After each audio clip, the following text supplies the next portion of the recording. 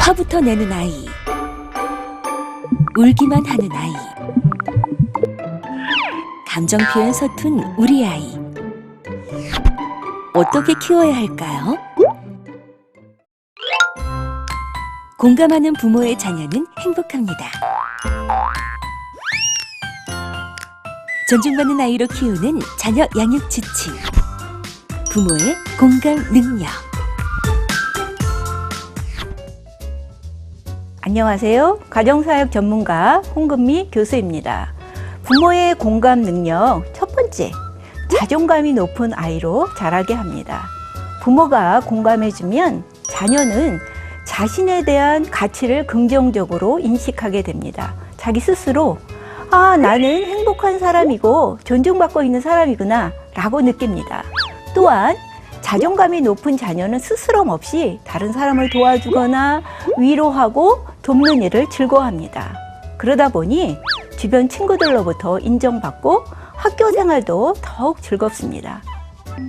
부모의 공감 능력 두 번째, 감정 표현을 자유롭게 합니다.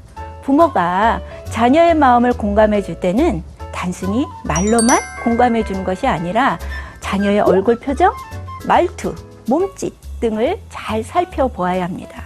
부모는 아이가 편안하게 이야기할 수 있는 공감 능력을 길러야 합니다. 부모가 잘 공감해 줄 때 자녀는 자신의 감정을 스스럼 없이 터놓고 이야기하게 되고 아이들은 부모와 대화하는 것을 좋아하고 편안해합니다. 자녀의 공감 능력을 키우기 위해서는 상황에 적절한 감정 표현과 행동을 부모가 먼저 보여주면 효과적입니다. 예를 들어 엄마가 힘들어, 엄마가 걱정했어 라는 말을 하는 겁니다. 이럴 때 자녀는 자신의 감정 표현이 자유로워지고 상대방의 감정을 이해하게 됩니다.